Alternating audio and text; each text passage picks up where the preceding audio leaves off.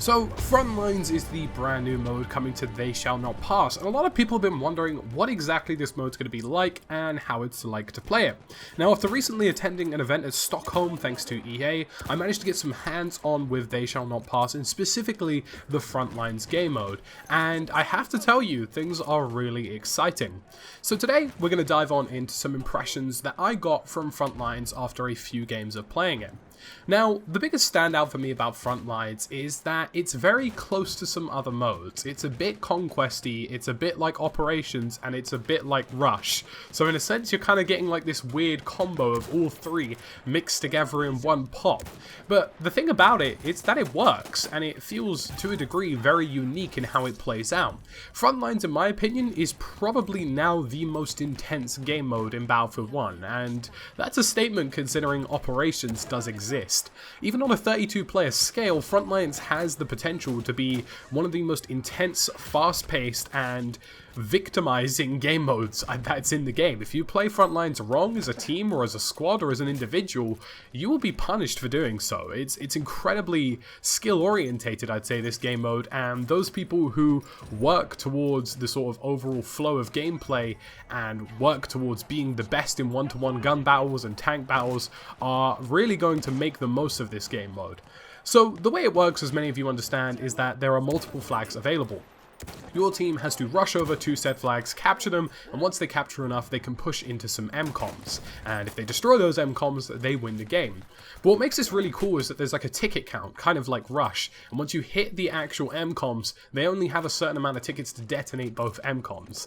And this is really cool because there are some circumstances where you will be in a game where you've lost an MCOM, you manage to repel the attack, and then you go all the way back up to their MCOMs, push them all the way back to their objective, and then blow up their MCOMs. This happened to us during an actual event game. It was so badass, it was really cool, and everybody who was there playing in that game will probably remember it.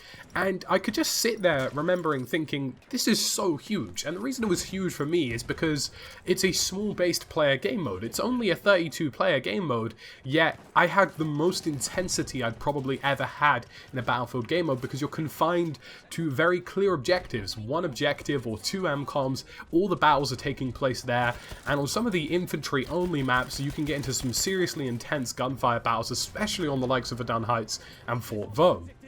Now, that's not to say that this game mode doesn't have its kinks. There are a few issues with the game mode that I feel as though are worth mentioning as well. So first and foremost, one of the biggest issues presently is that things can get a little confusing.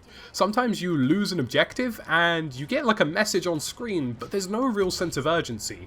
A lot of people will still be engaging in their gun battles as people are running to the next flag, and as that happens, a lot of the time you find that the defenders are never really ready to defend the next flag. Some of the attackers have legged it there all over, and they've already started capturing the flag before you even get a say in it. And I feel as though that's quite difficult, and I would have preferred a system where once the flag had dropped backwards, the players, a bit like in Operations, would be forced to return to that flag. They would have be like identified on the map with the little circles, and they would have to run back into the zone to defend the other objective. Because at the moment, presently, you can still spawn on a friendly player who's nowhere near the objective. They could still be at A flag, even though A flag is no longer part of the equation and you're supposed to be defending B flag. And that's a bit frustrating and a bit annoying, and it also kind of ruins the flow of gameplay in some respects because you can have people spawning behind you. So if I'm an attacker attacking B flag, but they're still at A flag and they respawn on the people at A flag, suddenly we're getting attacked from the front, from behind, and it gets really chaotic and confusing. Now, whilst to a degree that does add to the intensity factor, it does seem a little bit broken and a little bit annoying. The other kink in the game mode presently is the fact that you can actually run onto a flag very quickly. For example, if I capture B and B is secure, I can immediately start running to A. Even if the defenders are dead, respawning, or like trying to figure out what the hell is going on, I can already start sprinting there. And in the event, we found quite a few times, a lot of people were already capturing A by the time B was finished because they sprinted all the way from B, captured B, got to A before anybody else could, and the defenders were like, holy shit, we're just getting landslided. So that's definitely something that can be looked at.